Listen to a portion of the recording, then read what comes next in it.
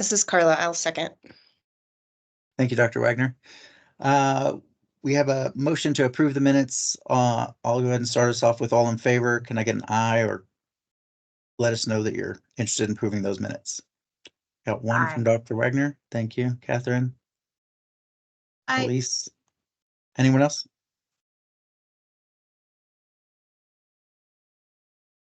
Got Darcy Patterson with her hand up. We need to That's- have people verbally state aye. Thank you, Hannah.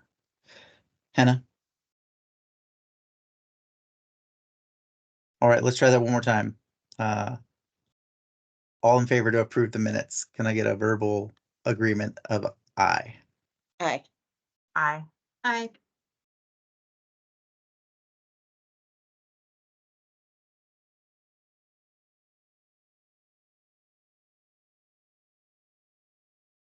Well, I think moving forward, I'm not exactly sure how this goes. I haven't had this happen yet.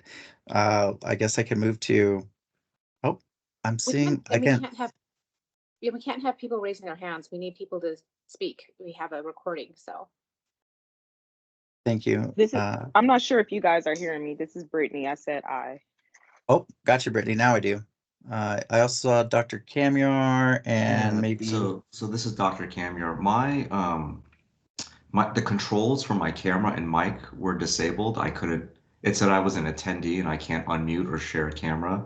It was only when I raised my hand did it trigger those to become available again. I don't know if someone else is experiencing this as well. Mine's as well. That's why I kept going in and out, because I don't know. Yeah. Thank you. That makes much more sense to me. Thank you, Dr. Camera and Quinny, for speaking to that, because I know that the committee is here listening, paying attention, but it makes sense that we're having technical difficulties while we try to move through this.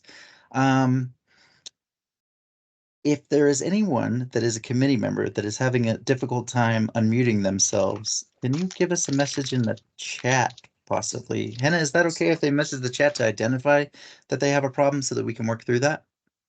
This is Ryan, and it says the chat has been disabled for this meeting because it's now shut it off twice for me, my audio and video. And with the chat disabled, really the only way to communicate when that happens would be to go into the email for the invite and shoot everybody a message. Okay. Sure, this is Dawn.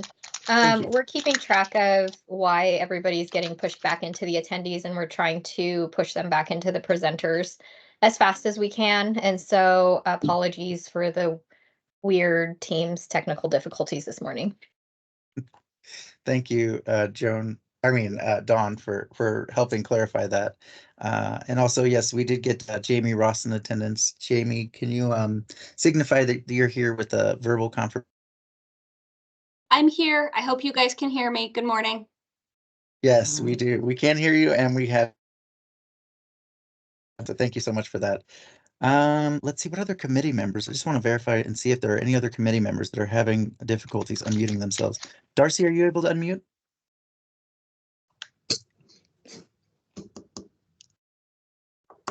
Nice. Oh, your hand went back down, but I do not hear you. Let me see if I can unmute. Nope. Okay. Oh, I got a couple more that are looking like they're having issues. Joan and Dawn, how are we looking on your end as far as helping the committee members be in a place where they can speak? I show all members as having access to those tools. Okay. What about Lilnitra and Malika Toston? Are you? Hi, for the record, Malika Toston here. Yeah, it just became available. Awesome. Thank you, Malika. And Miss Grady? Let's see. Chair, all the presenters should have access to their tools at this time. So if you'd like to take another motion and ask everybody to unmute and say aye, that would be great. Okay. Thank you so much, John. I appreciate it. Let's go for it one final time. We have the motion and second to approve the minutes from our February 13th meeting. Can I get all committee members who are in favor of approving this motion to unmute themselves and signify favor with an aye? Aye. Aye. There we go. That's a chorus I'm used to. Thank you so much. Do we have anybody opposed to approving the minutes from our last committee meeting? Now's your time. Unmute yourself and let us know with a nay. I'm not currently seeing anyone unmute themselves or respond with a nay. Do we have anybody that's abstaining from responding to the motion? That's a committee member. Again, as I'm looking through, I see no one muting.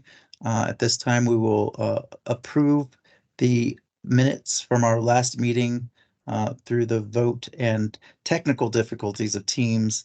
The motion is approved, and we will move forward to agenda item number 4.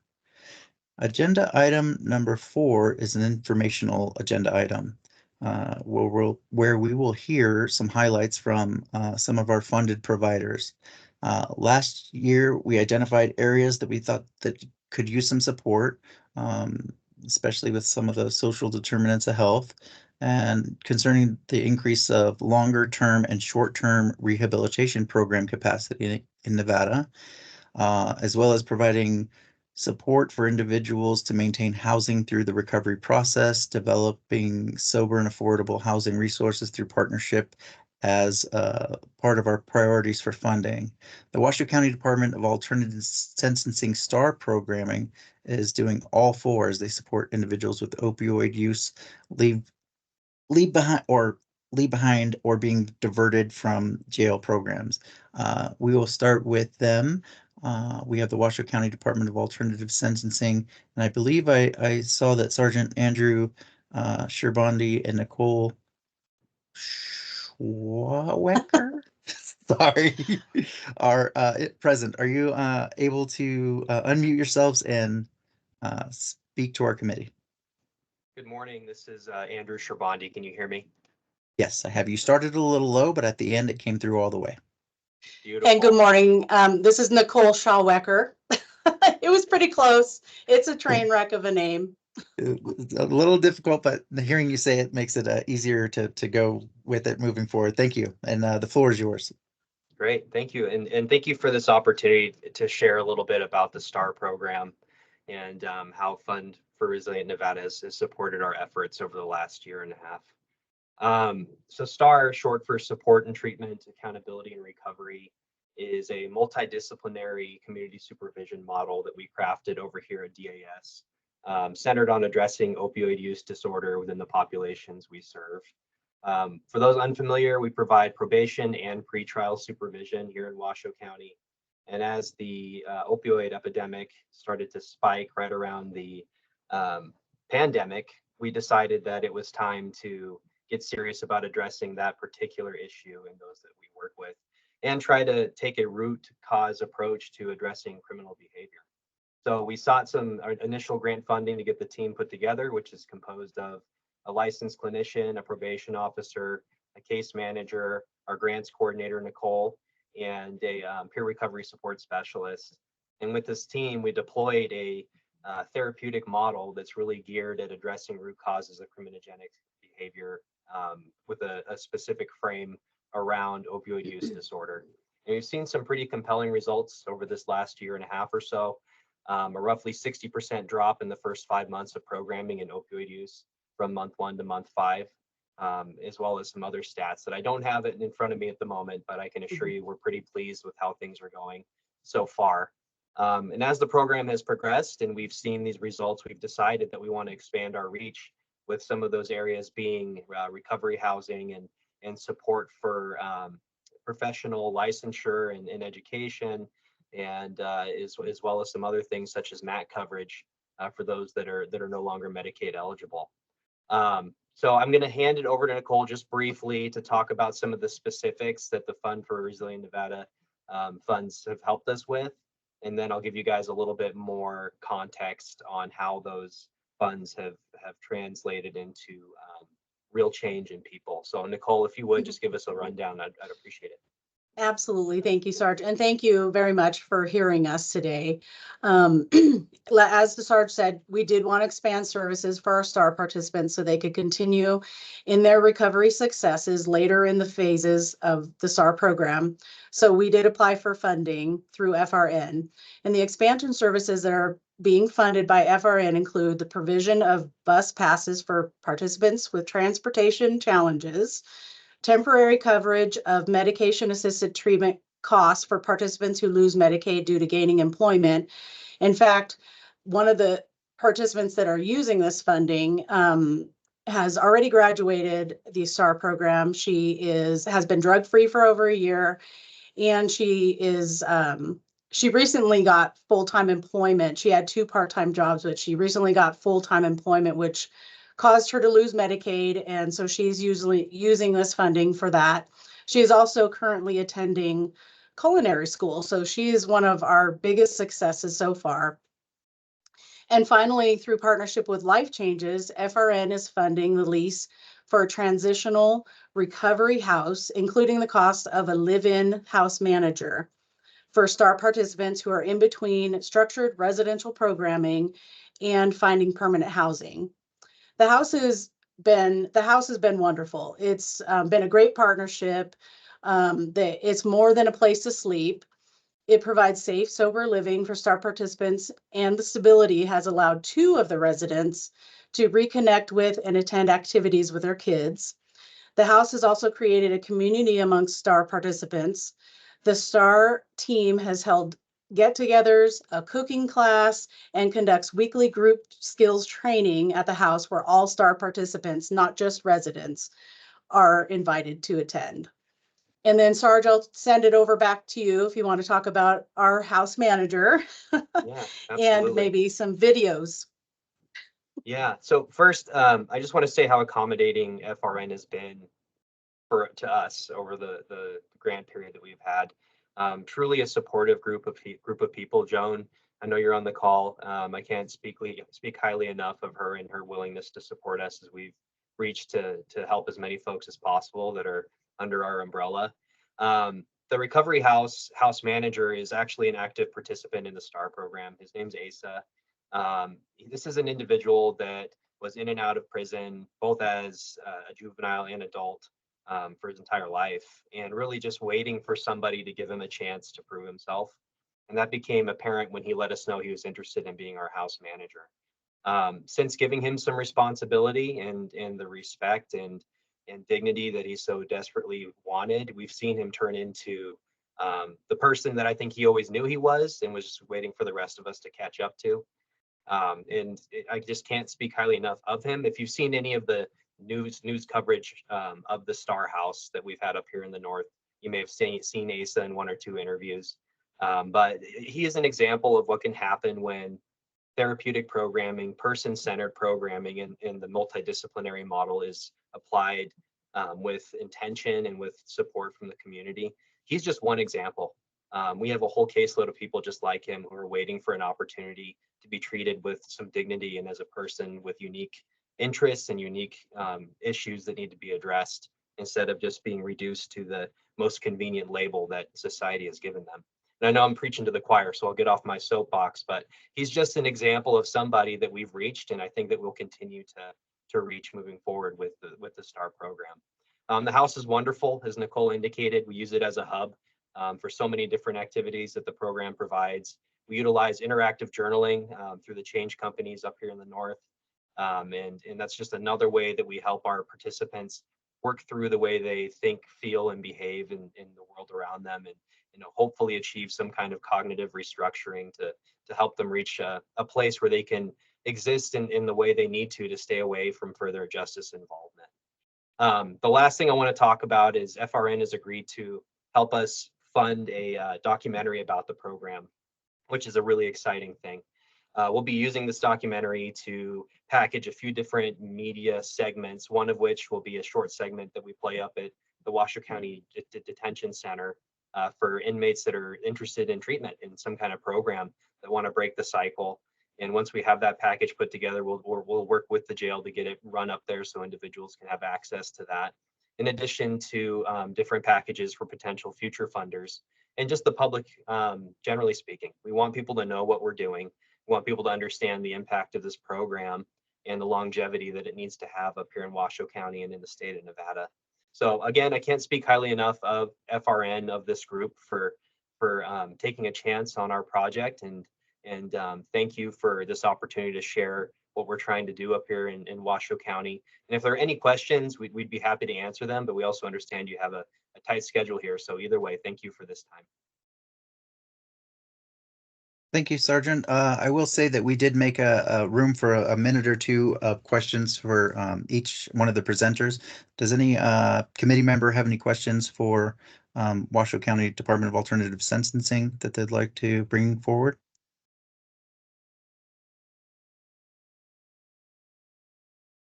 I have one hand up. Elise Monroy, floor is yours. Thank you, Chair. Okay, I have two questions. First, can you tell us a little bit more about the therapeutic model that you're using? Does it have a name? Is it an evidence-based practice? What is the model you're using? And then secondly, can you talk a little bit about the coverage of MAT when people lose their Medicaid? Specifically, I would like to know more about what you're seeing. So people become employed, which is great and what we want to see. Are you guys seeing that they're being employed at places that don't offer health insurance? If that's the case, I think that's a problem. Secondly, if they're employed at places that do offer health insurance, but that insurance doesn't offer MAT, that's a different problem. So I'd like to know more about kind of that gap you're filling. And then finally, I would just say I'm disappointed that that we're not being provided outcome data. That was what the committee had asked for. So great to see you're seeing a 60% decrease in OUD. I don't know what that means. Is that self-reported data? Are you doing urine drug screens? So my question and my request through the chair would be to provide your outcome data to this committee. That was why we have asked to see how these funds are being used, what the impact they're making. So if you could provide your data in addition to answering after the call, of course. So what's the therapeutic model? And then can you tell us a little bit more about the Medicaid challenges that you guys are filling the gap with? Sure. So the therapeutic model, it's kind of a combination of things. So when we receive somebody for referrals to the program, the first thing we do is provide an ASAM assessment with our clinician. And we use that to determine their level of care. Through that, we do referral out if it's a service that we can't provide internally, if they need residential, if they need to go to detox first, we use the community network up here in the north to start there. And then if our clinician can provide therapy, if that's what's called for, she will.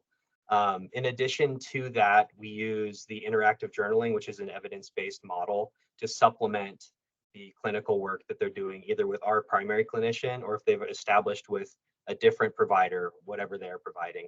The intention is to be flexible enough to integrate in with whatever treatment makes the most sense for that individual. If it makes more sense for them to work with Northern Nevada Hopes because they're familiar with that organization and they have a counselor that they've already established with, we're not going to interfere with that. We'll just mold our operations to support whatever clinical work they're doing over there. In terms of the Medicaid support, what we've seen so far is a couple individuals they've achieved full-time employment, and one of the employers doesn't provide insurance. They're considering it, but they don't provide it currently. So we want to continue to ensure that this individual can afford the treatment services that she currently has, that she no longer has support for through Medicaid. The other one, there's just a period of time, a 3-month, I think, gap between. And the intention of the program is to bridge that gap. We don't want it to be a permanent replacement. We just want to make sure that there's a seamless transition from Medicaid to private insurance, so we don't lose them in that transition period. Regarding the data, I'm sorry if that's been unsatisfactory. I can assure you that we've been collecting statistics through on-site laboratory testing that we do here at DAS. We have an on-site urinalysis lab, and we use that testing data to mark reduction in use. So we'd be happy to provide that to you. We've been collecting everything since the beginning. We're not statisticians, so it's going to be raw data, but we keep everything. And whatever you'd like, whatever we can provide you to give you confidence in the work that we're doing, we'd be happy to do that. But in terms of how we're marking that reduction in opioid use, it's all done through on-site laboratory testing.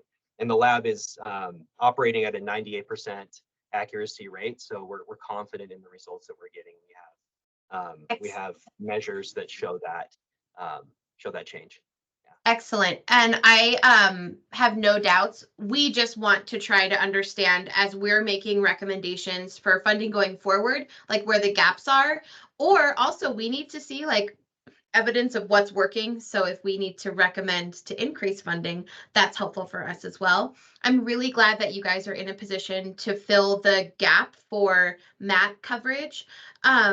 I would love to know, I would love to know more about that, because if there's a policy lever that needs to be pulled, if people are having challenges getting their MAT covered once they are employed, there might be bigger policy conversations that like people way above my pay grade can have, but getting those out in the open is important. So thank you very much for the information, and congratulations on your program. This is great.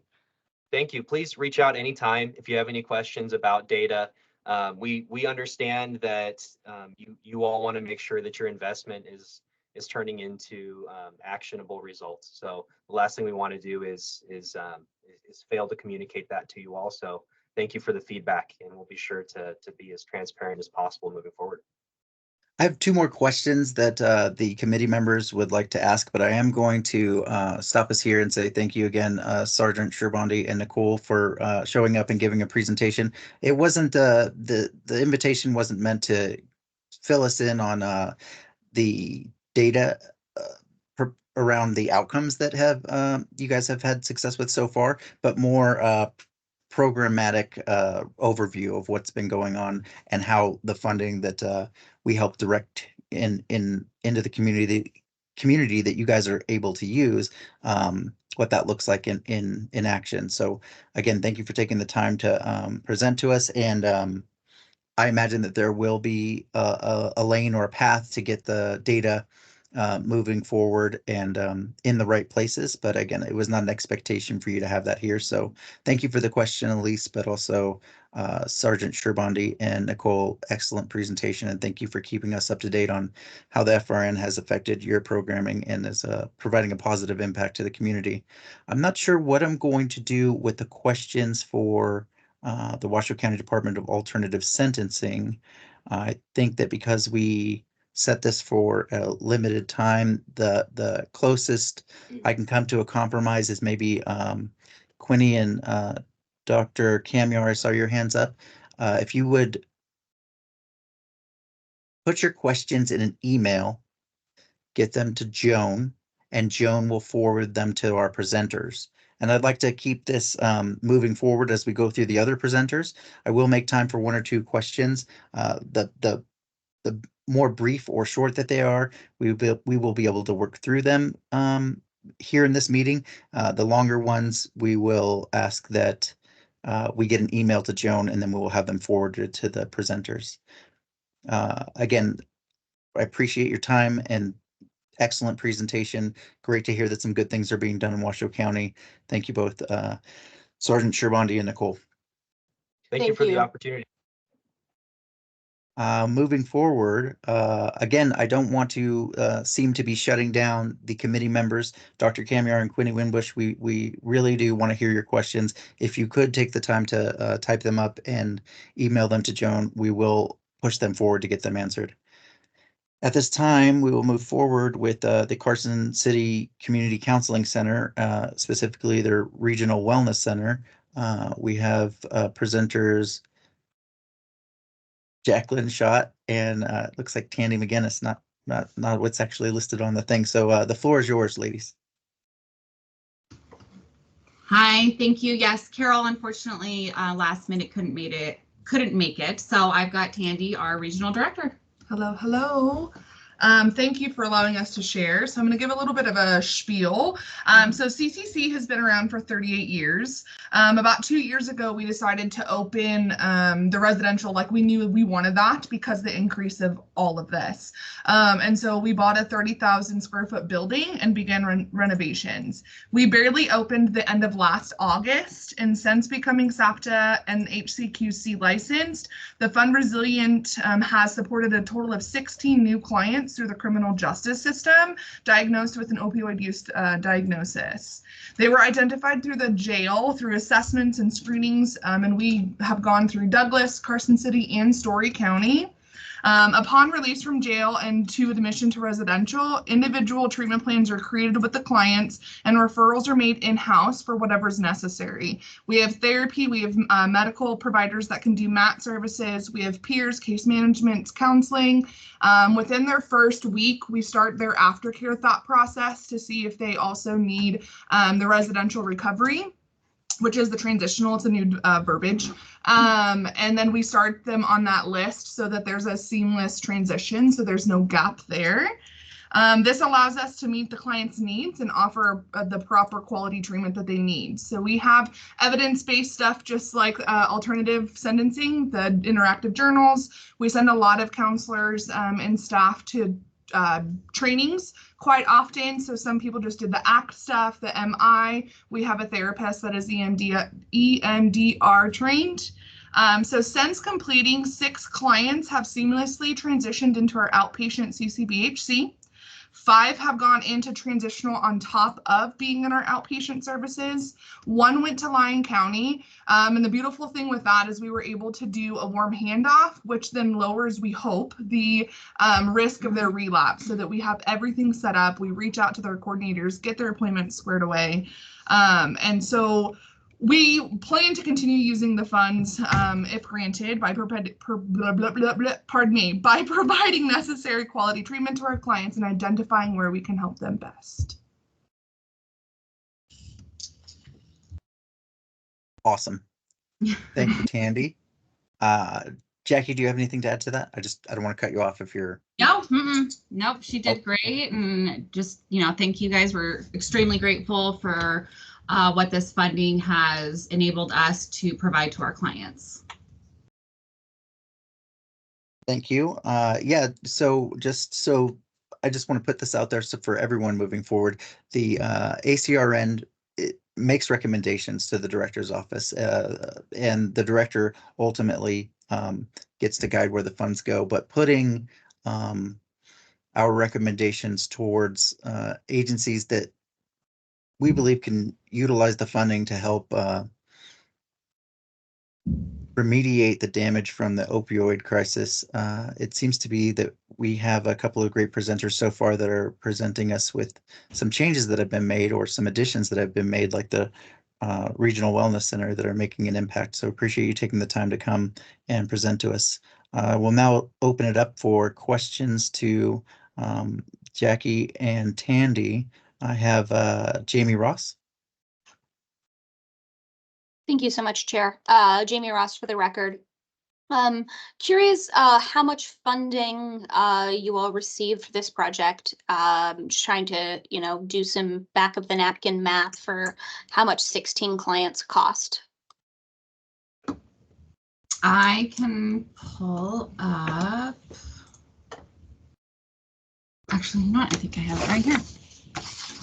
So to date, this is with February RFRs being completed, we have used a total of $106,548. Thank you.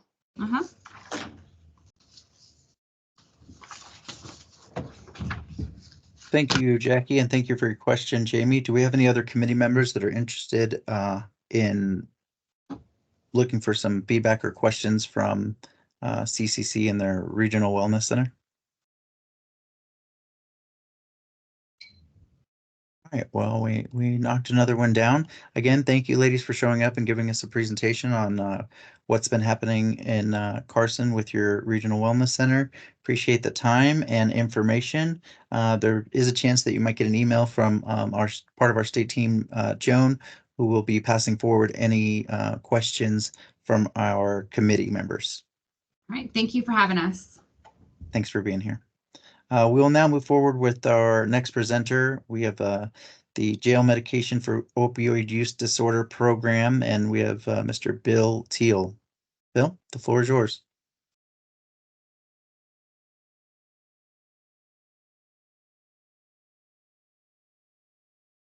Which makes me wonder, are we having a technical muting issue? I see Mr. Teal present. Oh, we got you. Hey, Mr. Chair, that was completely my error, so apologize for that. No worries. Thank you. I appreciate the opportunity and the time in front of the FRN committee and just having the chance to be able to speak to the effort that's in place in regards to the jail medication for opioid use disorder. Mr. Chair, is it appropriate for me to go ahead and share my screen? Yes, absolutely. Dawn and Joan, can you confirm that we have that capability for Mr. Teal to share a screen?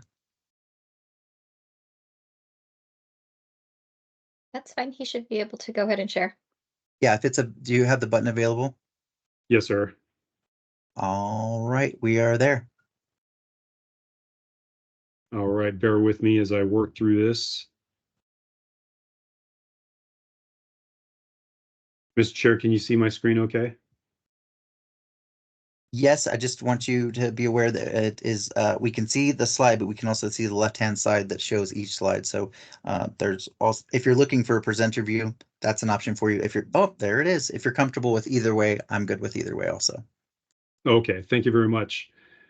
And again, I appreciate everybody's time. For the record, again, my name is Bill Teal, a consultant in the jail industry. I'm very fortunate to be working with the state of Nevada and conducting some contracted work in regards to the opioid use disorder and its impact on our small and rural jails, specific to today's presentation on the jail MOED program.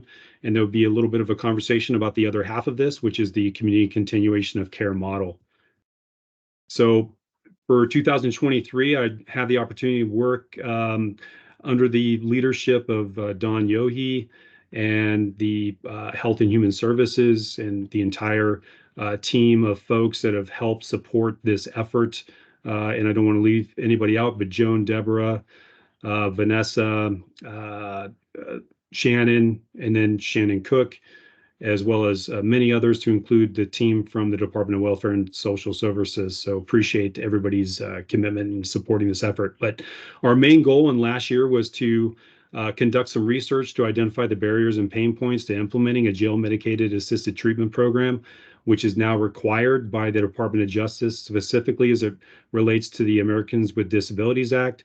And for those folks in the community who are suffering from substance use disorder specific to opioid use disorder and have started a community program with medicated assisted treatment and have prescriptions for medicated assisted treatment medications, and find themselves incarcerated in a local jail to be able to continue these medications while they're in custody. So all of last year conducted, and I beg your pardon, we actually started in March of last year, but started the process of developing relationships with leadership teams throughout the 23 jails throughout the state. And then we started by conducting site surveys in all the jails and looking at identifying the barriers and pain points to actually implementing an MAT program. So here's just a glance at like all the different jails throughout the state that I was able to travel into and actually engage their leadership teams. And just to note, there you may see THF next to Boulder City as well as West Wendover City and Eureka County. THF stands for a temporary holding facility, which is basically where those departments make an arrest and they temporarily hold the individual in their custody prior to them being transported to the jail that they'll actually be booked into. So the significance of a temporary holding facility as it relates to an MAT program is finding out from the Department of Justice as to what the requirements are for a temporary holding facility as it relates to individuals who have started a MAT program inside of the community and are in need of medications while they wait to be transported to the jail they'll be booked into. So I just wanted to make that note. So here's what the research looked like. There was a survey of questions specific to opioid use disorder and jail operations. There are 3 different sections, one section being deflection and diversion initiatives, and specific to jail information relating to that county jail. And then there's a section on opioid use disorder screening and monitoring information. So how are the jails actually monitoring these at-risk populations while they're in custody?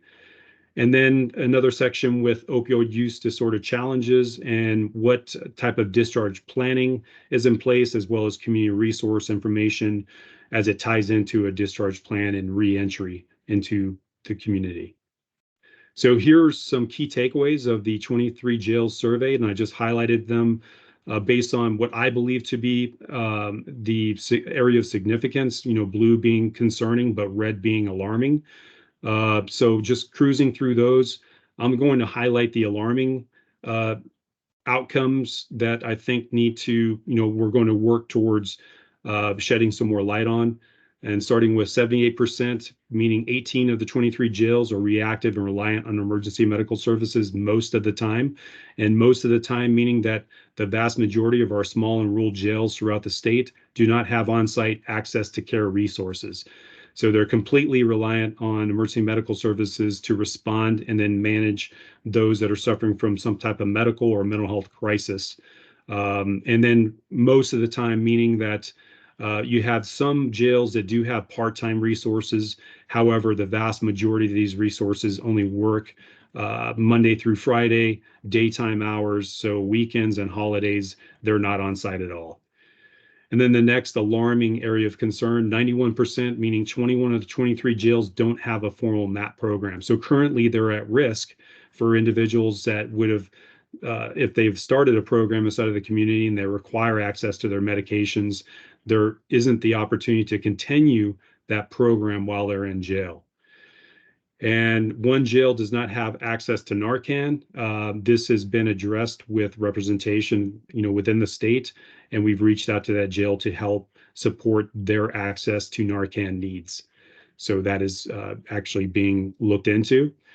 And then finally, one jail indicated a reluctance to allow for FDA-approved methadone in their jail. I'm not going to reveal which jail this was in this forum. However, it's concerning that they've taken a position based on their current medical provider who is not willing to actually prescribe methadone inside of their jail when methadone is a federally approved medication for MAT patients and has demonstrated a great deal of validated success in helping folks with their opioid use disorder.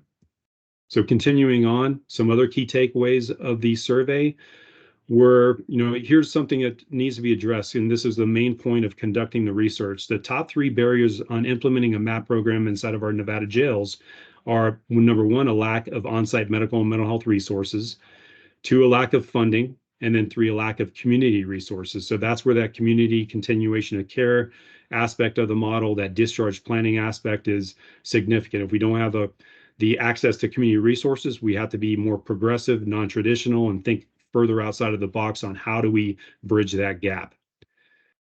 But what's an area of importance here, and it was quite a positive response from 22 out of 23 of the jails willing to work with the state on developing an MOUD model for their jails. And so that's something we're working on currently in 2024, which is the implementation phase, where we're circling back around with the jails who, number 1, we've identified as being, of priority for the state and actually expressed a great deal of interest during the survey to want to participate in a program, and that was Lander County and Esmeralda.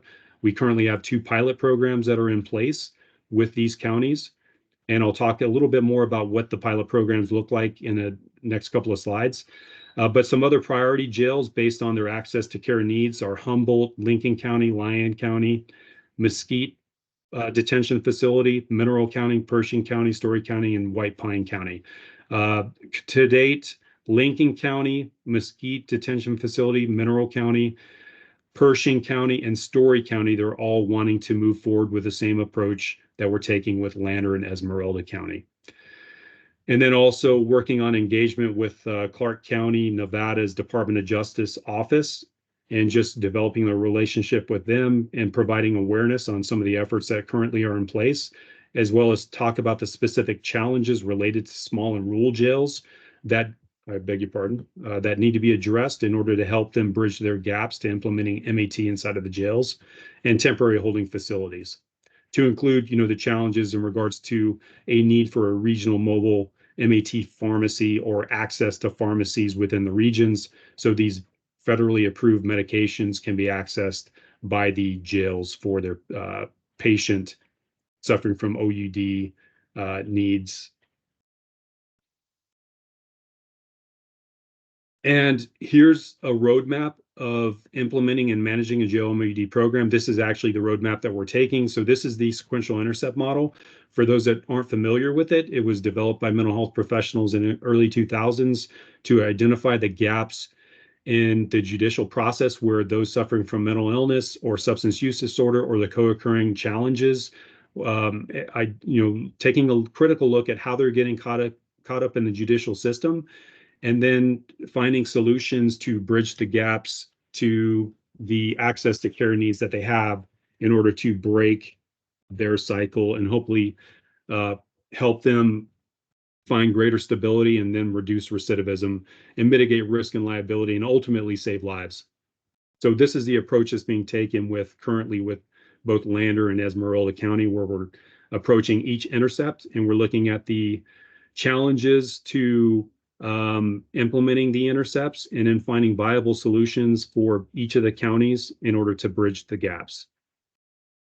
So again, as we talked about, both Esmeralda County and Lander County have the pilot programs in place. Sheriff Dondero has supported the effort. The Board of County Commissioners within Esmeralda supports the effort. We have multidisciplinary teams in both counties. Meeting number 2 in Esmeralda County is scheduled for tomorrow.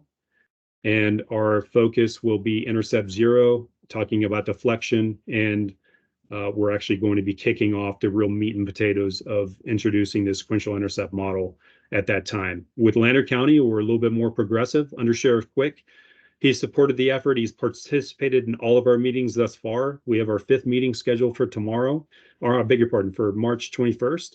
And we'll be talking about Intercept 1, which is diversion.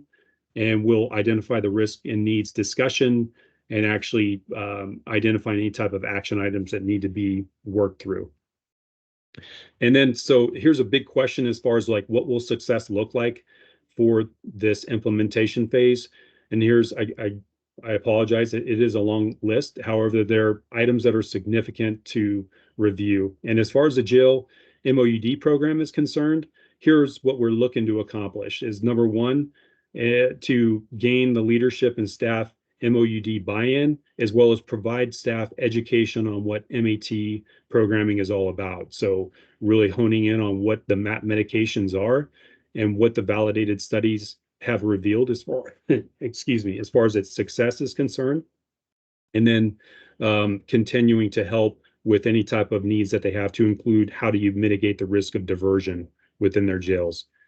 But also another area that we're looking to accomplish is actually providing the access to MAT medications. So having these county jails have MOUs with OTP providers who are able to provide the access to medications through a provider, as well as provide access to mental health and behavioral health counseling to go along with the MAT medications.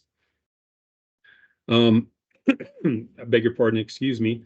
I think Sergeant Sherbondi kind of touched on this a little bit, but the need for some technology solutions to be in place.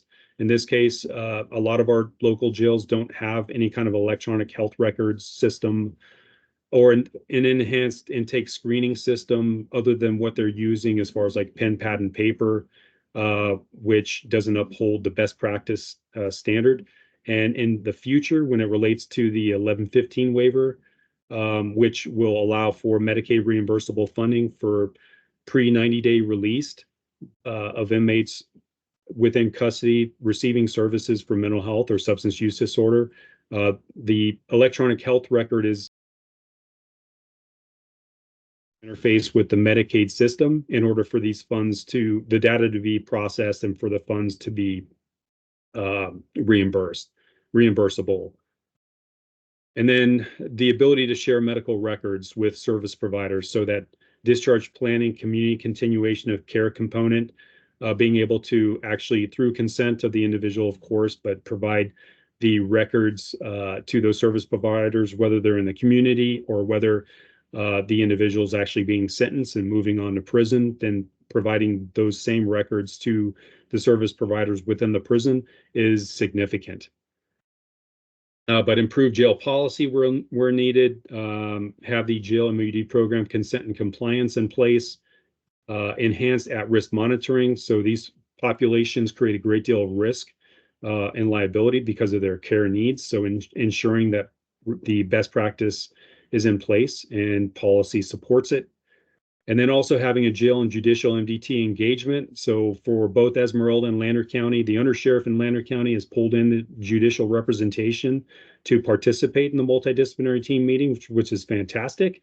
And then in Esmeralda, we have Judge Johnson, who also, she's a judge of the Justice Court, and she has her own drug court as well as an OUD task force, but she's an integral part of our multidisciplinary team. But we look to gain, as part of our success, the patient commitment to scheduled service provider engagement. We're going to work towards incorporating some type of a case management information system. So the data that the advisory committee is looking to seek to demonstrate results of this program can be presented in the future. And then once the program is implemented, we're looking at providing some outcome reporting at 3 months, 6 months, 9-month, and 12-month intervals, as well as measure retention and telemedicine care and medication adherence. But then just briefly, as far as like community continuation of care, that discharge planning piece and the reentry bridge to community regional OTP service providers, that's important to continue the patient's care needs when they're discharged back into the community to ensure that they're being safe and we're able to continue with their level of stability that was started inside of the jail. But also engagement from, if the county were to have it, social services, case management, pull them in as part of the team, as well as incorporate peer support and community health workers within the team. We'd love to be able to start that inside of the jail. There's an effort between NAMI and Lander County to actually implement a peer support program, which we'll be talking more about at the meeting on the 21st. But then just to round it out here, continue with community MOUD and MDT engagement to incorporate also the 3, 6, 9, and 12-month outcome reporting, and then work towards developing a transportation plan for community access to care needs. There is a service provider that's operating on a national level that I'm starting to develop conversations with and hoping to learn more about these services that they provide also within rural communities. And I apologize, I do realize I probably went a little bit over my time period, but I will go ahead and stop sharing my screen and open myself up for questions. No, thank you very much, Mr. Teal. That was an excellent presentation, and it wasn't too long at all. Do we have any questions from the committee members for Mr. Teal?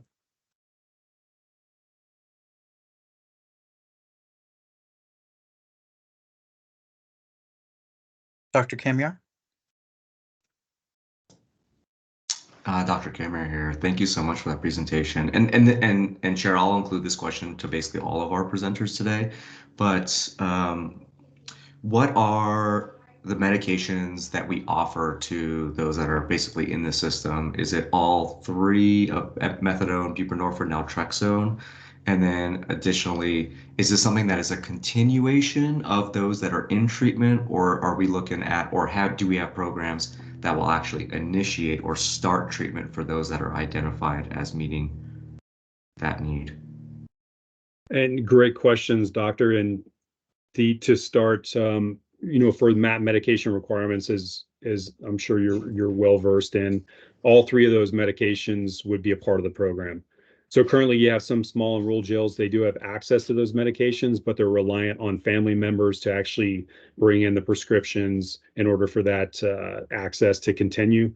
For this program, we would work towards bridging the gap to the pharmaceutical needs in order for providers to be able to offer those medications, both for individuals that have already started a program in the community, as well as for individuals who maybe haven't started a program, however, they qualify and are interested in wanting to consent to participating in a program, because that would be best practice. Wonderful. Thank you so much. Yes, sir. Awesome. Thank you, Dr. Kamiar and Mr. Teal for responding. Yeah, please, Dr. Kamiar, if it would be good to get that information from each presenter, and it makes sense. It's simple and straightforward also, so I appreciate that, and let's keep it going. Any other questions from the committee members for Mr. Teal before we move on to our next presenter?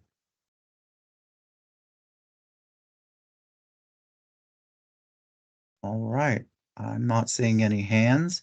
Again, I want to thank you, and just a big shout out of appreciation to you, Mr. Teal, for bringing this information to us, and excited to see what you guys are doing and the continued work that you and your team are working towards. Thank you.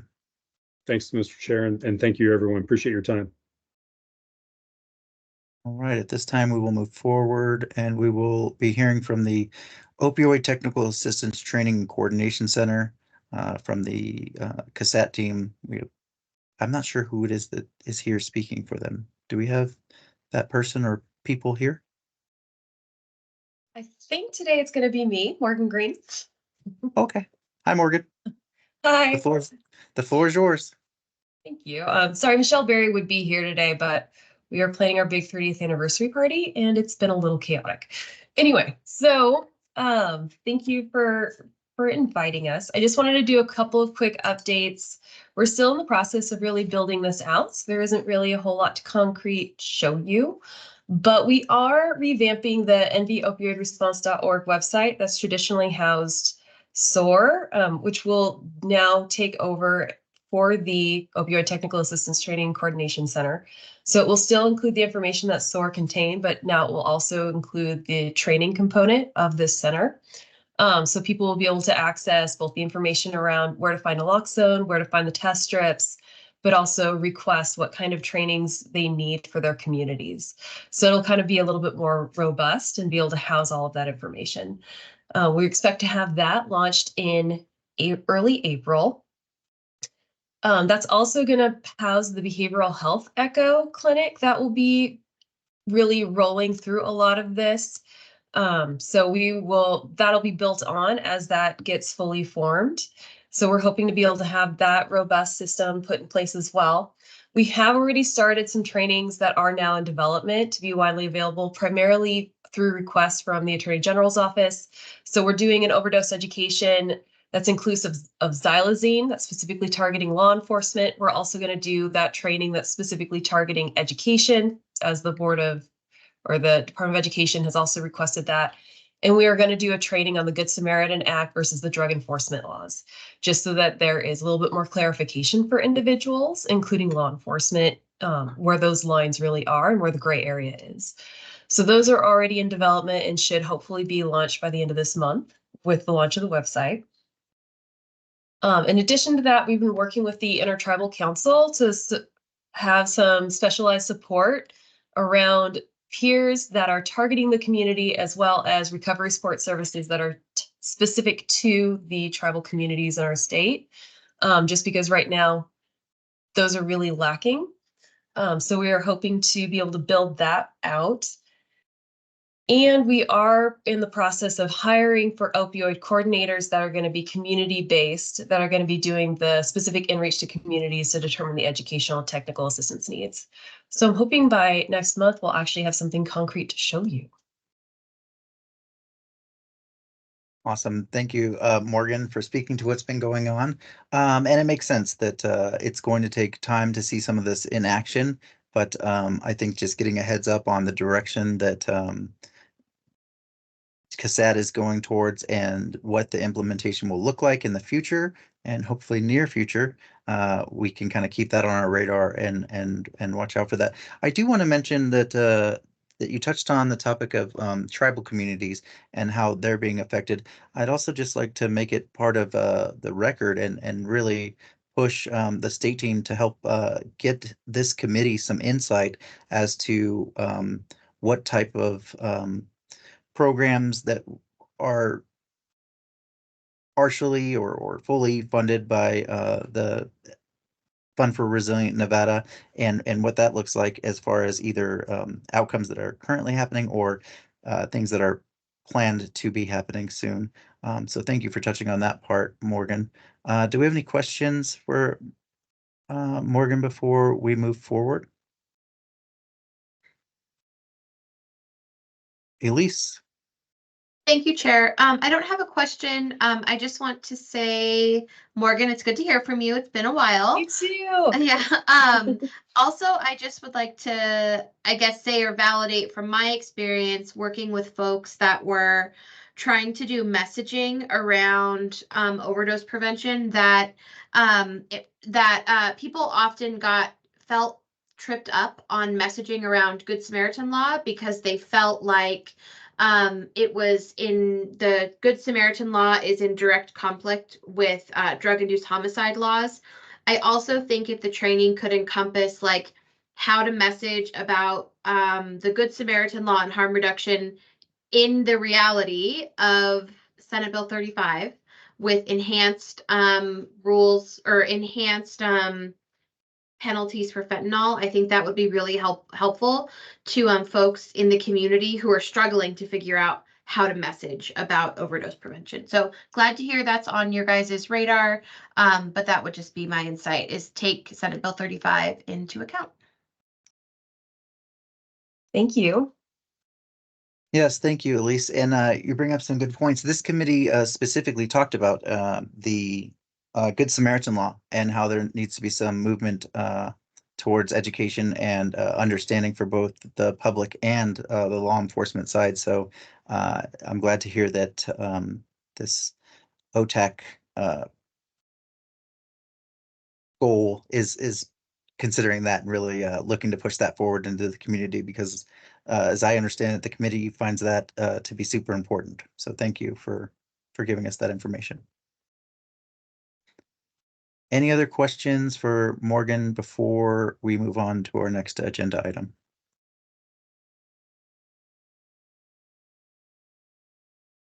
All right. Well, again, we appreciate you being here, Morgan. Thank you for the update, and we hope to hear from you again once you guys have some things kind of fleshed out and moving towards the action stage.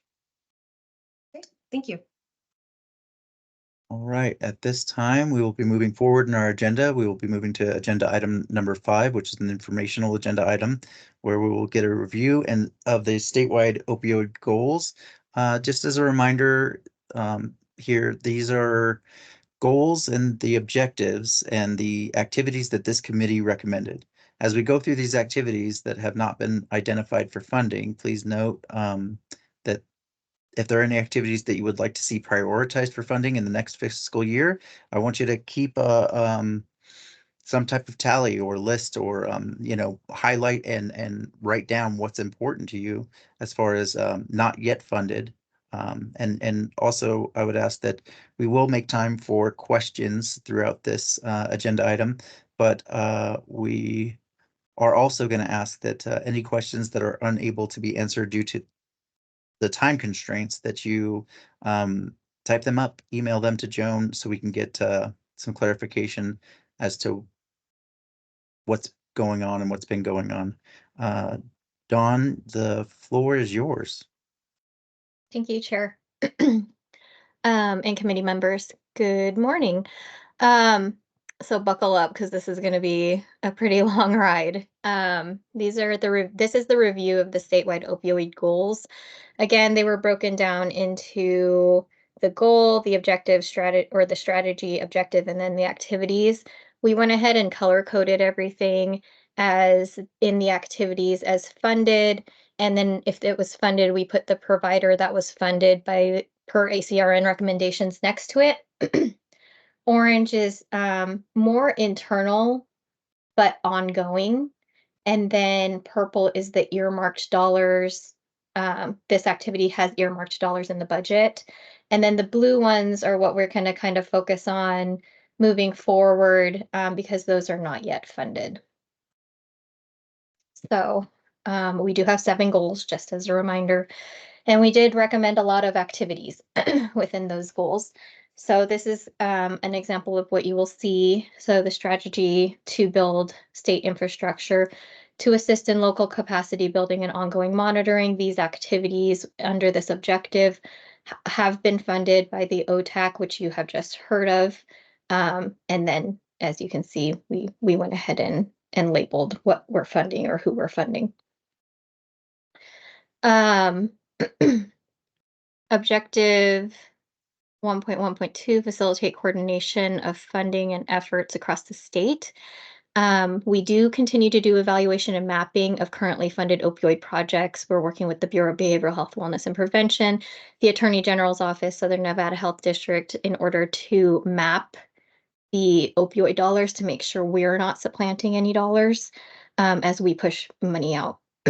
And then establish positions for the opioid coordinators, which Morgan just talked about. And if you guys have any questions as we're moving through here, just raise your hand and we'll stop. Again, you know, a lot of the infrastructure building is internal, or it's the OTAC. We did convene the statewide pharmacist roundtable event with the Nevada Public Health Foundation. That was back in October, and that has been since completed. I'll just move through some of these. Supporting initial implementation of EBPs and best practices. Again, the OTAC, and then internal development. Monitoring implementation and fidelity to program models and requirements. We have started monitoring the programs.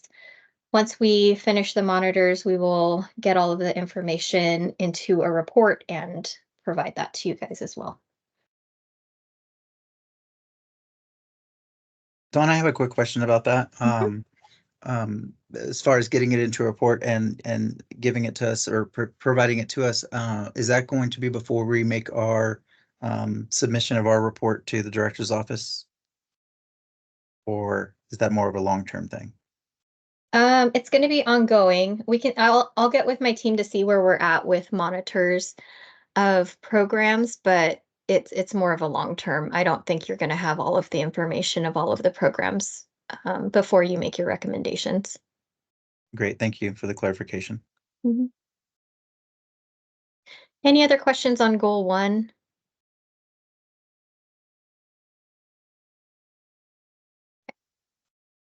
Goal 2, prevent the misuse of opioids. So this is our prevention category.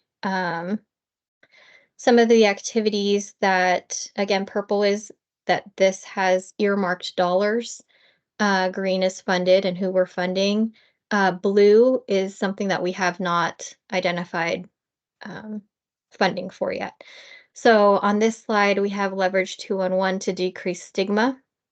If that is still an important priority for you or an important activity for all of us, then, you know, we can make a note of that. Elise, you have a question? Yes, thank you. I was just going to ask what that means to leverage 211 to decrease stigma. What does that mean?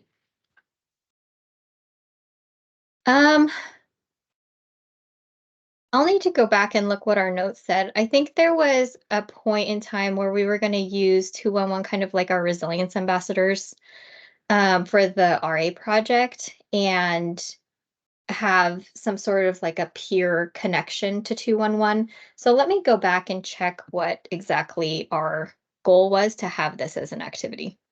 Cool, thanks. Mm-hmm. And Dawn, sorry to interrupt, but I just want to point out to the committee members that again, this is the information that we passed forward to the director's office as part of our last report. So if you see something that is currently not being funded or is earmarked for funding or even already has been some funding has been allocated, I would like you to keep in mind that if you see something important to you in this section as subject matter experts, it's important that you make a note of what it is that you're seeing that stands out to you, so that we can include it in our next report that is coming up here June 30th.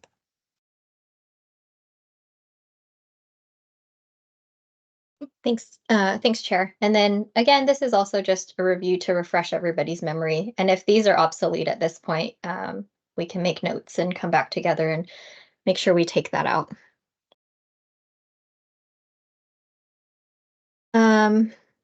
This next slide, you can see that there is a couple of areas of blue. So the strategy is to prevent opioid use from progressing to misuse and overdose. Our objective, equip providers to prevent opioid misuse and overdose. And then the activities that are not currently being funded, increase opioid prescribing training in graduate schools for providers, establish physician champions for addiction treatment training, and standardized clinical guidelines for non-pharmacological pain management. I'll stop there and see if anybody has any questions or any changes they would like to make. Yes, and I would ask the committee also consider that while we're going through this, Dawn has the ability to add notes from committee members on each one of these as either follow-up adjustment or interest in following up with to make it part of our recommendations moving forward. Elise?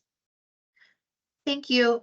Dawn, no question here. I just made a note though. Yesterday during interim health, the UNR Med School gave a presentation that they're going to be starting an addiction medicine fellowship as part of the School of Medicine. So maybe under establishing physician champions or the clinical guidelines, that might be a contact you guys might want to make, is the UNR School of Medicine.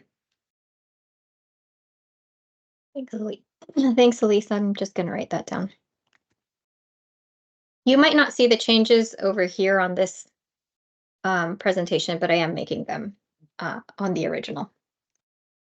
Awesome. Thank you, Dawn. And we also had Jamie Ross with her hand up for question or comment.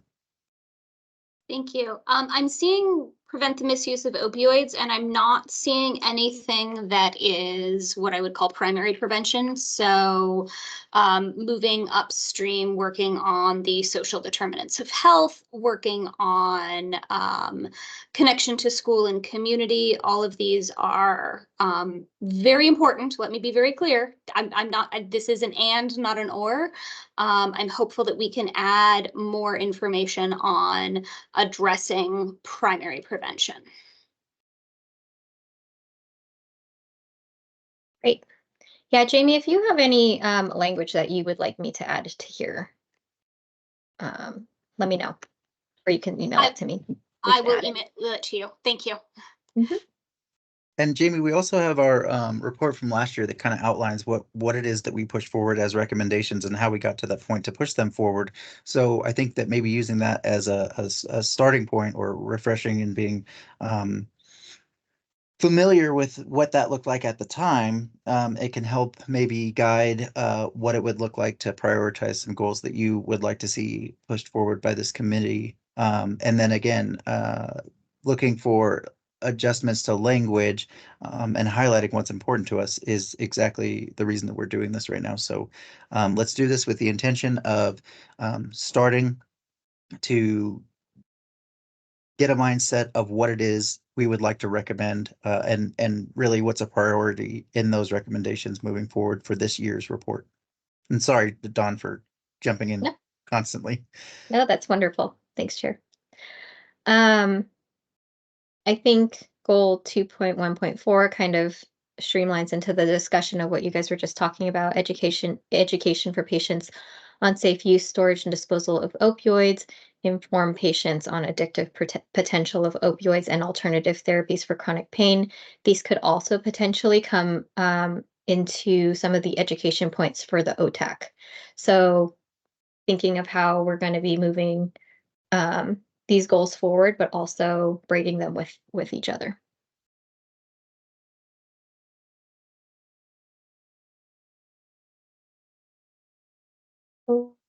To continued,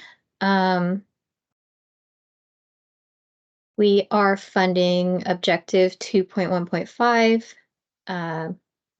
but number 6 is support youth and adolescents who have experienced ACEs and are at risk. These activities may include implement child welfare best practices for impacted families, implement safe baby courts for families impacted by SUD, ensure family-related efforts are coordinated across agencies, and providing home visiting programs for families impacted by SUD. Any questions or discussion on this one? One thing that comes to my mind when I at least look at the top one, implement child welfare best practices for impacted families. And I'm not sure what it looks like in action, but I remember reading something that talked about the value of it's a peer support type role or position, but it's not so much peer support directly tied to specifically substance use disorder or mental health, but more families that have been through the DCFS court process.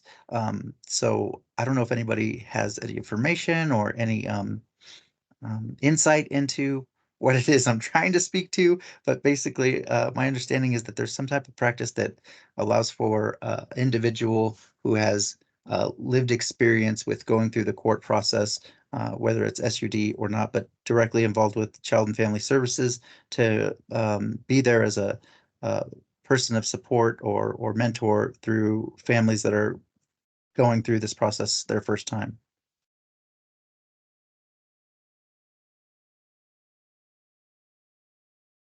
Thanks, Chair. We'll look into it and see if we can find what you're referencing. And I think that's a good idea, potentially having some sort of a peer connection with individuals who have been through the system. Any other discussion on this page?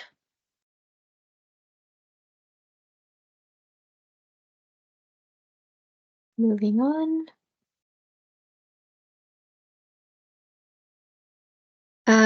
These activities, so this is a little bit more specific to schools, prevent opioid misuse and overdose in schools. Activities, as you can see, are starting to be funded, including the Boys and Girls Club of Southern Nevada, the MTSS throughout Nevada, and then some of it is internal. The ones that we want to highlight right now is embed prevention specialists in K through 12 schools, as well as implement trauma-informed schools. So I'll open this slide up to any discussion you guys might have.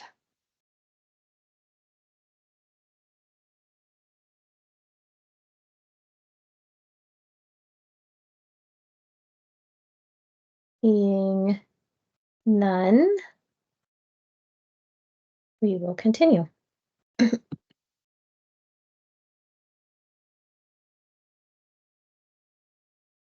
Monitor the prescription of opioids and related substances.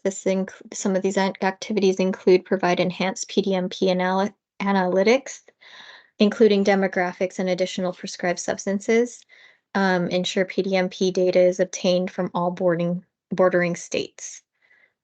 I don't know if Beth Slamowitz is on the line right now and might want to talk about some of that stuff. Beth, are you here? I am here. Do you have any information on the PDMP analytics and potentially having cross-border collaboration? So the issues has always been in the past. So is the states allowing it to happen? California being the most difficult. I believe there is some access, or there was in the past, to like Utah and some of our other border states. But I know the struggle in the past has always been trying to get access to data from California, which is a larger hurdle. So I don't believe at the right now that we pull in any data from outside bordering states. But that is something that could potentially happen. It would just have to happen in agreements with those states and come from the Board of Pharmacy level. Great, thanks, Beth. We have Dr. Kamiar and Elise with their hands up. Dr. Kamiar?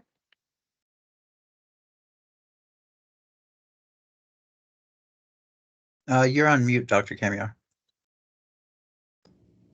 There we go. Okay, Dr. Kamiar here. Yeah, Dawn, I don't remember if this was part of the discussion when we were first putting these together, but there was an update to CFR 42 Part 2, which now allows OTPs to report to the PDMP, and I don't believe a single one is doing it, but that's like a can and should type of best practice, so that the PDMP records are complete, basically, when it comes to the prescribing of controlled substances. And in basically in layman terms, that means that someone can be going to an OTP, be enrolled in a methadone program, and no one would know that they are, and they're receiving methadone. And that should change, especially now that it's allowed. Thank you for speaking to that, Dr. Kamiar, and I'd like to interject here and say that this is something that I've seen in my community, where one person can be receiving medically assisted treatment programming from 2 different agencies at the same time without either one of them being aware. So as this is, previously highlighted as something that's important to this committee, I would ask if there's any way to follow up or get more information or see what even a long-term goal to rectify the situation would look like. Again, the name, or would be in the name of remediation and lowering the detriment to opioid use in our state. So I just want to throw that out there and see if we can keep this one on the radar, highlight, and move forward as important, at least for discussion, and then come up with some plans of what the verbiage would look like to push forward as a recommendation. Great. Elise. Yeah, thank you. Thanks, Dawn. So I just want to say maybe we can reword the one around ensuring PDMP data is obtained from all bordering states. Maybe we can say something like ensure that the Board of Pharmacy or the PDMP has adopted all policies or adopted something like policies to promote two-way data exchange. I don't know that California is ever going to share their data, so we might never be able to obtain PDMP data from all bordering states. So we might just want to rephrase that to something that's more achievable for our state, since we can't force California to change their PDMP laws. Great. I wrote that down. Thanks, Elise.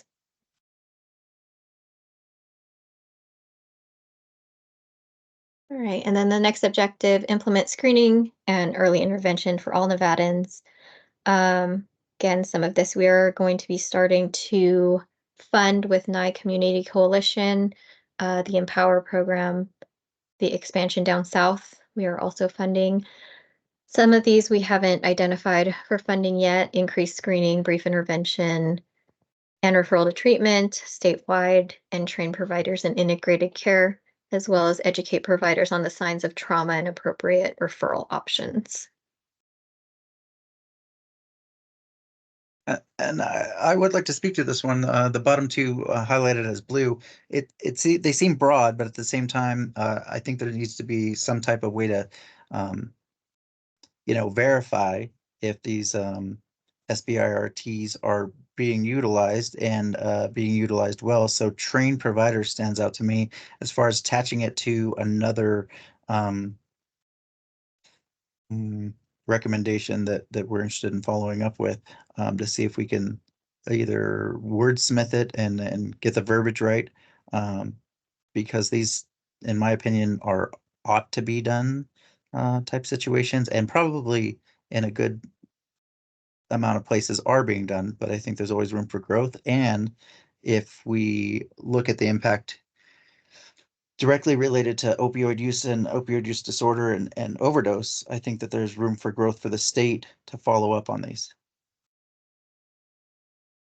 Great, I'll highlight them and leave them alone. And then we can come back and wordsmith them at another time.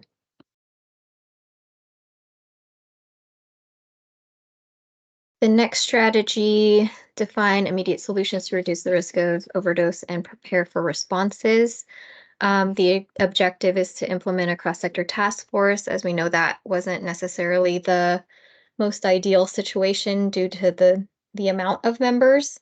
But I think some of the activities can still be completed within this group of individuals. So, number one is a little bit more internal. Number two, prepare responses for state and local jurisdictions in the event that an increase in overdose occurs. And then provide technical assistance, guidance, and resource to rapidly implement best practices to reduce risks of overdoses, enhance capacity to respond to events, and recover should such overdose event occur.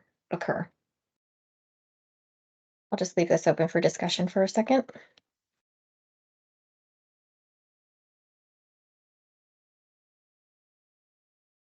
Committee members, I would like to not be one of the majority voices speaking to each one of these that stands out to me as important. So if there's something that is important to you, please speak to it. The bottom one, provide technical assistance, guidance, and resources. Enhance capacity to respond to events. This is one thing that I'm seeing as a major opportunity, especially for funding and the creation and development of programming. There are limited programming where the hospitals and EMT services can respond and kind of provide support for the community when somebody has an overdose and they survive, or somebody has an overdose and they do not, as far as follow up with family and there's the leave behind programs. But I think this is one that I'd like to see talked about, broken down, and looked at as to what we can do to push it forward through our next set of recommendations. Great. Any other discussion, Elise? Thank you. So, I haven't heard about, and maybe it's happening through ODMAP, but I know, a couple of years ago, there was a big effort to get, local spike response plans in place. So agencies or not agencies, local governments, local communities, had brought all their partners together and identified a plan for what to do if there was a spike. Maybe, I don't know, maybe there's an opportunity to get a refresh, not a refresh on those, but work with those spike response plan agencies to see if people have been able to test their plans, or if anybody has put their plan into action, to see if they need, to see how that went and if there's changes needed. Thanks, Elise. I made a note of that. Is Dr. Kearns on? And maybe Dr. Kearns would want to speak to this topic. I thought that I saw her join, but I'm looking and maybe she's in attendees. Nope. Hi, this is Terry Kearns. Can you hear me? Yes. We have you. Yeah. To Lisa's point, thank you for that. The community overdose spike response plans were all developed, and there have been some actions to try to get those re-energized, but we continue to work on that. And to date, I think during COVID, those kind of all got put on the top shelf. So just pulling those down, but to date, I don't think anybody's actively using that plan, but especially through the surge, is to look at those and get those re-energized, Elise. Okay, thank you for that, Terry. I saw Malika Tostin's hand up. Malika?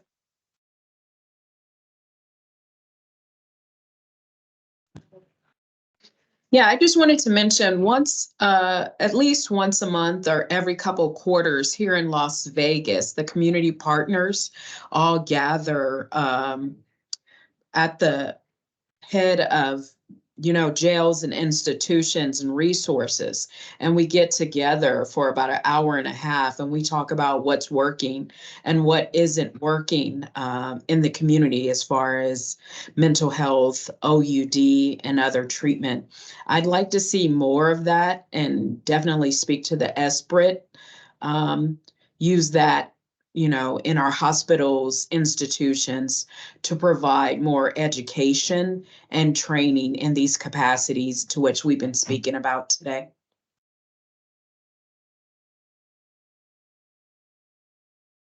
Excellent. Thank you, Malika, for speaking up. And Dawn, if you could make a note of that so that we can take forward so far what we've been speaking to, and kind of get that corralled together so that we can kind of guide what the next group of recommendations is going to look like. I'd appreciate it. Yep, you got it. All right, moving to the next slide. Goal 3, harm reduction related to opioid use. And some of these, as you can see, not funded yet. So the strategy is to prevent opioid overdoses among those already using opioids and other substances. The objective for 3.1.1 is to increase the availability of naloxone fentanyl testing supplies across Nevada.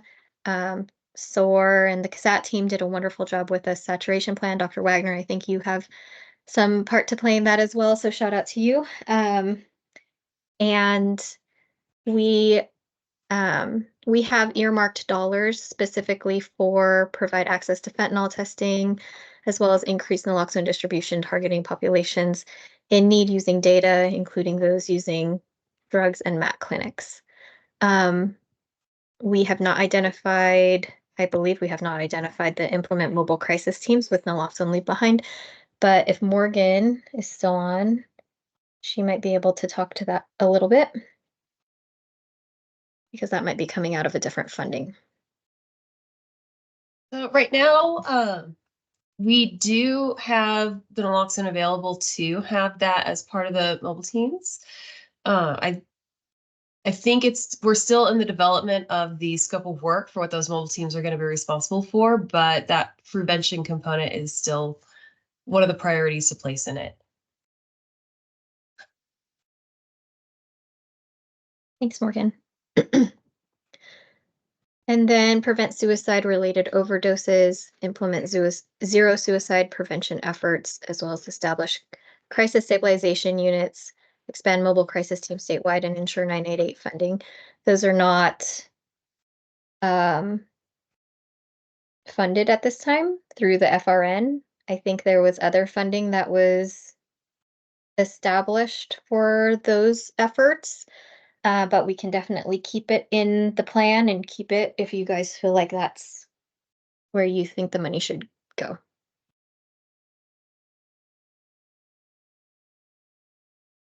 I'll speak to that as we wait to see if anybody else will speak to it. But my understanding is that there is funding going towards establishing these crisis stabilization units, and the expansion of mobile crisis teams is happening. And then I'm not sure what it looks like for the 988 funding, but I would say that this is a priority that I would like to see moved forward as far as the recommendations from this committee. We have Jamie and Elise. Thank you, Jamie Ross, for the record. I think that there is already funding for 211. So I would say that while I don't want to see this priority disappear entirely, I don't know that it needs to be high on the list of priorities as it is currently being funded in other areas. And just to confirm, Jamie, by 211, were you referring to 988 or were you specifically referring to 211? No, you're right. It was 988. Sorry. Oh, no, it's okay. I was on the same Thank page you. as you. I just wanted to make sure that we were on the same page. And I just want to second what Jamie has to say. There's a lot of investment laws have been enacted to increase state funds for 988. And we know that harm reduction is like traditional harm reduction services are sorely needed to be funding, as many of the strategies are like syringe services, disposal of syringes, things like that can't be funded with federal funds. So any way that we can free up dollars to support like traditional evidence-based harm reduction services would be great. And we know there's a lot of funding going to 988 right now. Great call, thank you. And so what we're talking about specifically on this one is that maybe the wordsmithing of taking out the 988 funding at the end of the bottom one, but we are looking towards supporting the crisis stabilization units and mobile crisis teams statewide. Does that sound accurate?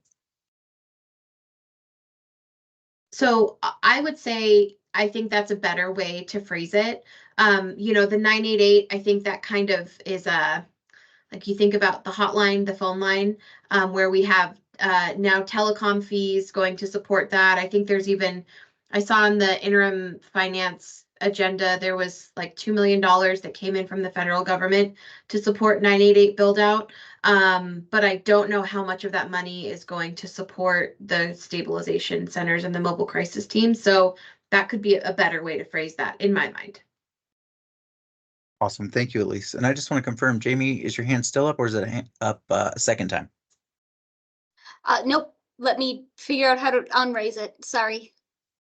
All right, thank you. Any other committee members that would like to speak to this page?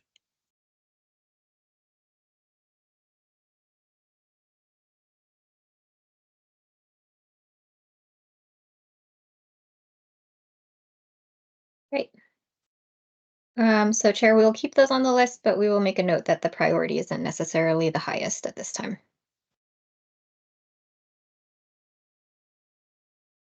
The next objective, support safe harm reduction behaviors among people using opioids.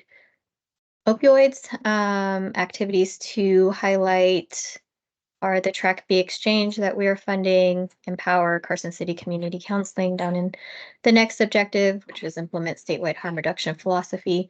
What we want to look at this morning is establish safe places for opioid use that include harm reduction resources, and then as well as educate on addictive potential of opioids and alternative therapies for chronic pain, as well as promote public support for harm reduction efforts. I'll open this one up for discussion.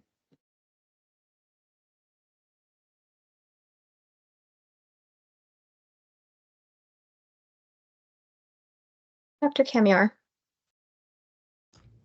Hey, Don, Dr. Kamiar. I can't recall if this was something that we had listed here or previous when I saw the pain management types of goals or activities, was something regarding around appropriate prescribing practices among the pain management community.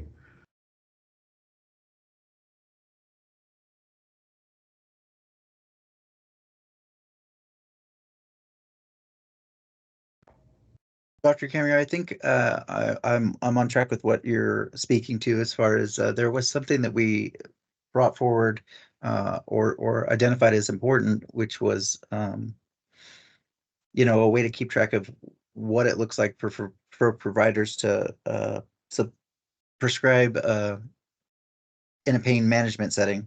But I don't know if it's on the harm reduction section or a different section. But if it is not, and we don't see it as we move forward, I would ask that you keep that in mind.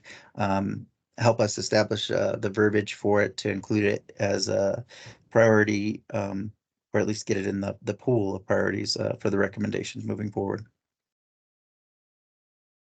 Great, thanks.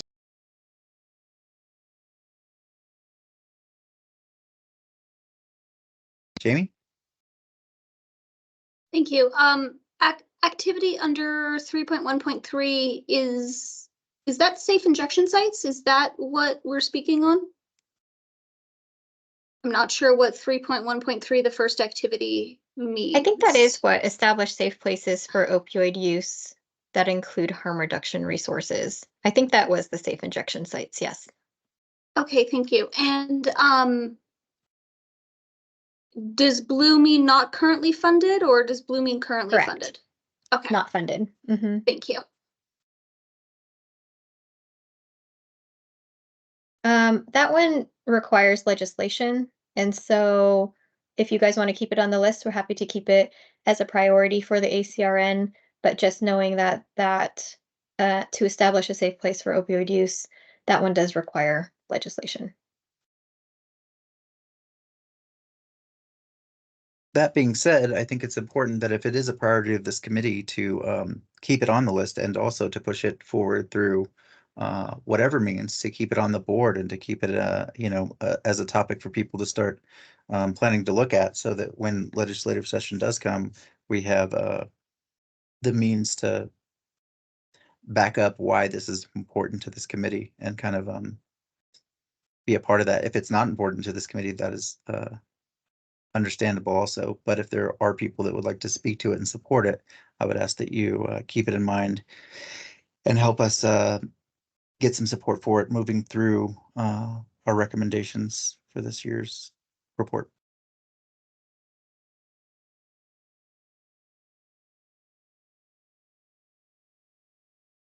Okay, and if we just want to keep thinking about it, that's fine too. Elise, did you have a question or a comment? Well, I was gonna say, I definitely absolutely support the development of safe places for use. I think that we keep them, I would personally say we keep them in the plan, but I think it's important to acknowledge that that whatever these safe places look like are going to need to be community driven, like, places. So, supporting, I don't know if it would be more appropriate to say, like, supporting local communities in their ability to establish safe places, or if we wanted to say utilizing funding to support the development of local harm reduction resources. But I support leaving it in here. Just want to say I think there's some nuance to this one. Gotcha. Thanks, Elise. Dr. Wagner. Hi, thanks. Carla Wagner. Dawn, this seems like the place where we would also be talking about community-based drug checking under these strategies. Is that in here, or is it going to show up in another place? Community-based drug checking. I don't remember it. I don't think we specifically. When you say community-based drug checking, what do you? I mean, mean? Places where people who use drugs can bring the drugs that they're using and have them tested for safety, composition, and quality. I think that's what we're talking about when we're talking about the safe places for opioid use. I don't think that was specifically broken out, but it might be a good idea to build something specifically just for the composition piece. That's great. Yeah, I would like to do, because a safe place, I think it's different. I'd like to propose that we add it and keep the safe places, but add community-based drug checking as a strategy. This is kind of the cutting edge of harm reduction practice. It's established in many states. We can do it here. Yeah, we'll add that as a separate priority for you guys. Thank you. And then again, Dawn, I just want to make sure we're on the same page of basically for the top one, established safe places. We're looking for a wordsmithing of that one to get it to fit our communities a little bit better, rather than establishing, like Elise spoke to, supporting programs, organizations that are putting up the harm reduction sites or the safe place sites for use. I'm just saying, wordsmithing that one. Not necessarily that we need to establish the place. Gotcha. Yeah. Yeah, I wrote down more, prescribing practices among local communities. And so we will highlight that and add the community-based drug checking effort. Anything else on this slide?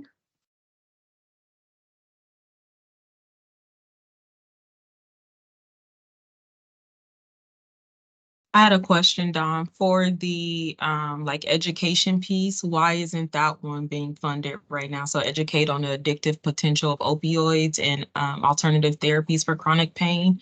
I think that's important because I think a lot of the times the doctors are prescribing, but they're not educating their clients or their patients. I'm saying clients, I'm a therapist, but they aren't educating their patients on how it can impact them, and also at times how they'll want to increase of that drug because their body becomes tolerant to it as well. Great. Thanks for bringing that up, Brittany. We'll look into that.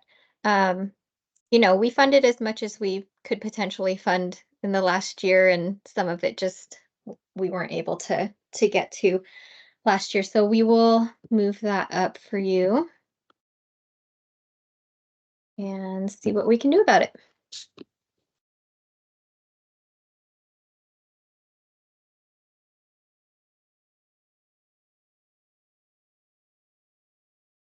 Okay, this next strategy and objective is currently funded. This is the purchase of sharps for the vending machines that are statewide.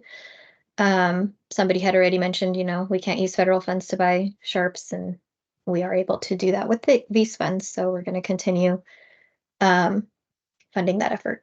Jamie? Apologies. Did the agenda that the PowerPoint go away for everyone else, or was that just me? Did you want us to see everybody's faces? Or is that just me that's having this problem? I think it's just Cool. you, Jamie. I I still don't know. see. Yeah. All right, I'm still I'll figure it sharing. out. Nope, I believe you. It must be a problem on my end. Thank you.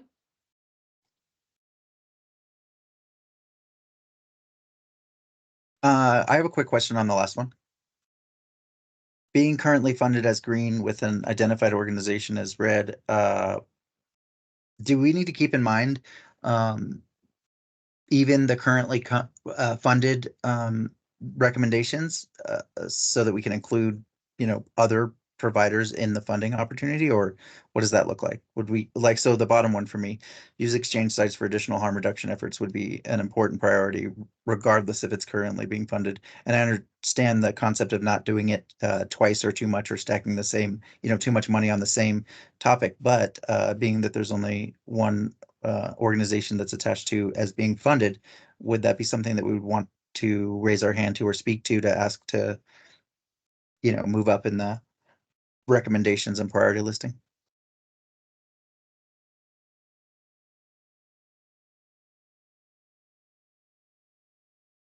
You're on mute, just in Dr. case. Wagner, did you have a response to David, or did you have another question? Different but related questions. So go ahead and answer him first. Okay. Everything that's in green that's currently being funded, as long as the project hasn't ended, there is an opportunity to fund them for the next 2 to 4 years. And so, as we know, projects sometimes take a while to get off the ground and get that sustainability piece behind them. For this specifically, there is not necessarily another funding source to purchase needles. And so that's why we're using these opioid dollars in litigation funds to be able to sustain that until we're able to reach this abatement piece.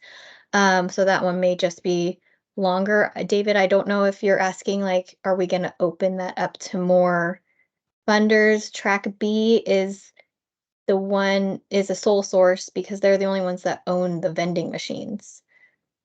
So yeah, I'm not so sure. That's what I'm asking is so understanding that Track B is the only one who owns the vending machines, but I guess what I'm asking is if were to try to receive funds from the opioid litigation fees in regards to exchange sites as an additional harm reduction effort, is that something that's possible in as a result of this recommendation being forward and the dollar amount attached to how much can be given out to the community in support of this specific goal or activity? It is possible. It's just a matter of, the only reason we're doing Track B right now is because we did the sole source for the vending machines. We're going to release a pretty large NOFO coming up in May, June, which is going to have all of these goals, all of the priorities, activities, so that we get ready for legislative session, so that we can bring the entire budget to the legislature for approval, so we don't have to continuously go to interim finance committee to ask for funding. And so this will also, enhancing exchange sites will probably also be one of the activities within this NOFO that we will release. Excellent. I'm really glad to hear that. And I'm sorry to take up too much of the time, Dr. Wagner, but I just want to finish with one more. That being said, oh, there was a sensitive topic about the amount of funds that were going to be dedicated directly to harm reduction from the Fund for Resilient Nevada, as directed by this, partially directed by this committee.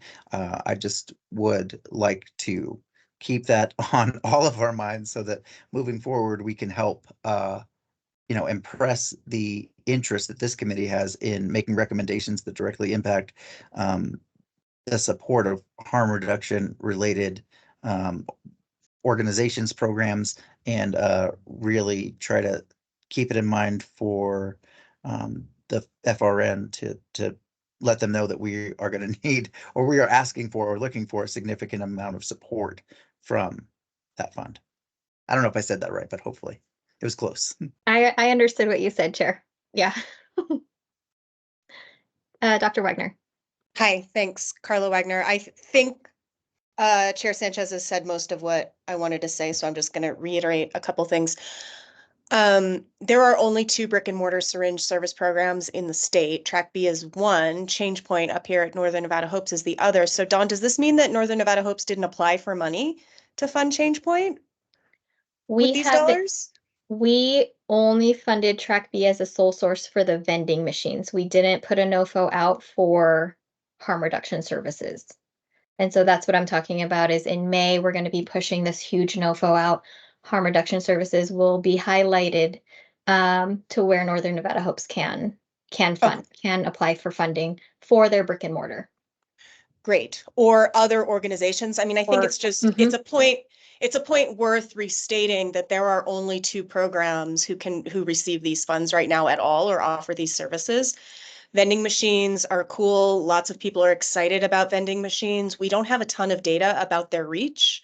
My PhD student is doing some work now to find out how much of a reach they actually have. But across the country, we don't have a lot of data. So I encourage us to think more broadly about other ways that we can integrate what is now best practice and standard of care, which is sterile injection supply distribution, not exchange, using current recommendations for exchange policies, and think beyond just the vending machines. I think the vending machines are great, but we need to do more. So I'm glad to see that that's coming in the recommendations. And I think maybe another thing that we can think about is how to build capacity for other organizations to provide these services. Historically, it's only been 2 organizations that I know of that are even doing this.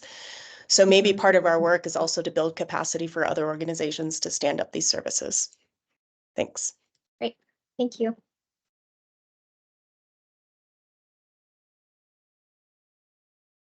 Jamie, did you have your hand up? I just had one clarifying question for Dr. Wagner. Can you explain a little bit more in depth? This is the first time hearing of the difference between exchanging and distribution. I feel like you made it sound like that was an important distinction, but I'm not quite understanding what that important distinction is. Thank you for the question. This is Carla Wagner. So the difference is 30 years ago when we started doing needle exchange, the idea, the programmatic imperative was really focused on exchange. You bring one, you get one.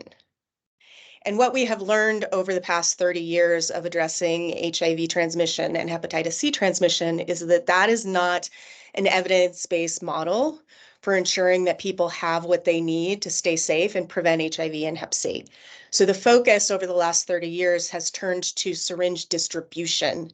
You still offer and encourage return, right? And still part of the mandate is to bring used syringes back into the program and dispose of them properly. But access to the service is not conditioned on you showing up with something in your hand that you can give. And that is established as best practice. And I think it's really important from the perspective of the state to make sure that when we offer these services, we're offering them based on best practice. So,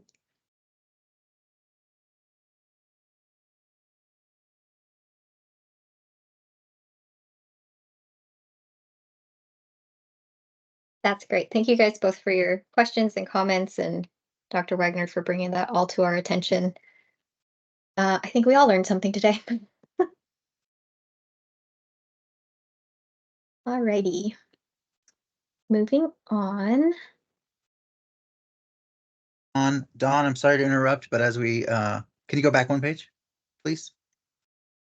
Yeah, as we step into goal 4, I think that we should call it here on the goals. We are getting close to spending too much time in this meeting, and I do have one more agenda item that I'd like to go over, followed by a public comment number 2.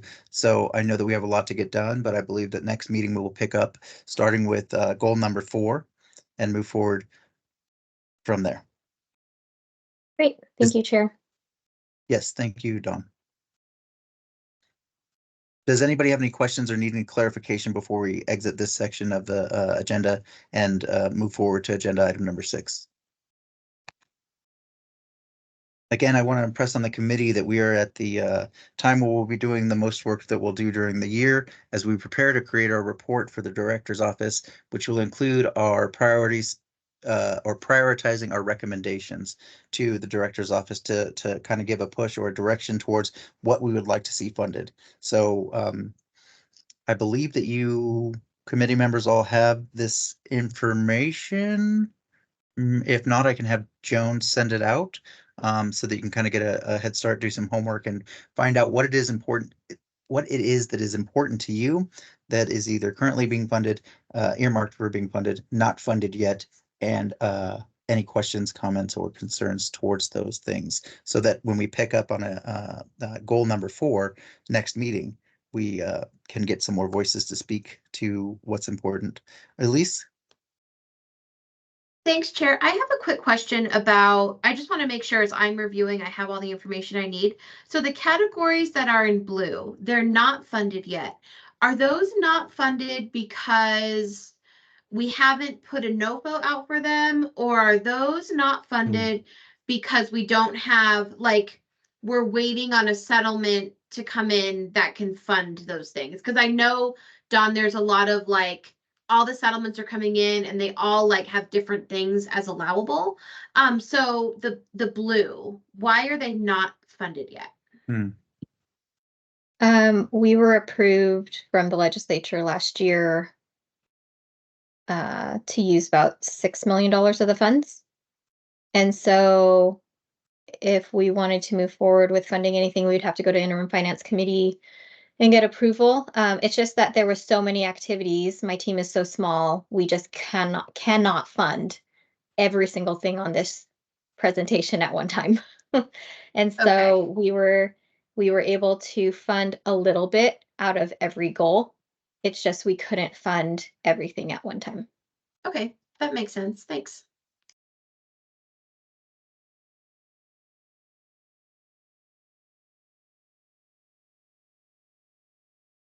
All right, thank you for your question, Elise, and thank you for the clarification, Dawn. Moving forward to agenda item number 6, this is for discussion and possible action. We will review, approve, and prioritize substance abuse working group or the SURGE funding recommendations for possible inclusion in the advisory committee for Resilient Nevada report to the director's office. With this, we have included a copy of the SURGE's annual report with their recommendations. Today, we will be reviewing the SURGE recommendations. As a reminder, the ACRN priorities may be different than the SURGE's. The legislature laid out the membership of both groups to provide different perspective. The ACRN is filled with many subject matter experts that are civilian members who have been directly touched by opioid use. Therefore, we may see things differently, and this is important to keep in mind as we get to a place where we prioritize what's important to each one of us. This relationship between the SURGE and the ACRN ensures that efforts to combat the opioid, remediation of the opioid epidemic and the help guide the funding from the litigation. This relationship is informed by a thorough understanding of the state's needs and are aligned with evidence-based strategies and prevention, treatment, and recovery.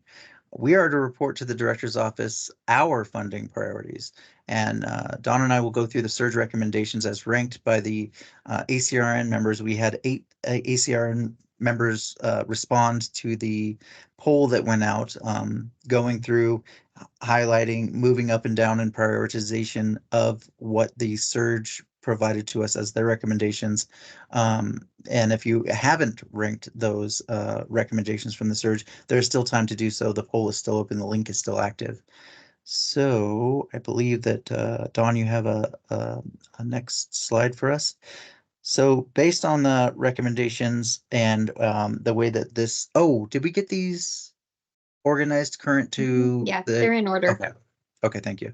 So right now we currently have them organized as the members of the ACRN committee move them up and down in priority. I don't know that we're going to take the time to vote on these today. I think I do want to push them off to another meeting, which will be the next meeting as we continue off from goal 4 from where we just left off. But I would like to take 15-20 minutes to go through them and really get them in the committee members' minds to find out if they agree and if they are interested in adding any of the surge recommendations to our to include them as part of our recommendations. So we'll start with the highest rated surge recommendation as per our 8 members that responded to the poll. Evaluate current availability and readiness to provide comprehensive behavioral health services to include not limited to screening, assessment, treatment, recovery support, and transitions for reentry in the local and state carceral facilities. Does anybody have anything to comment on or question or speak to either of these first 2 recommendations from the surge? Dr. Wagner. Hi, Carla Wagner. Sorry, I got the email and I did not understand what I was being asked to do. So I am one of those who is delinquent on my duty, but can you just again say what you just, I heard you say it, but can you say it again, what the expectation is for what we're doing in this survey and then what's going to happen next? Because I missed it. No problem.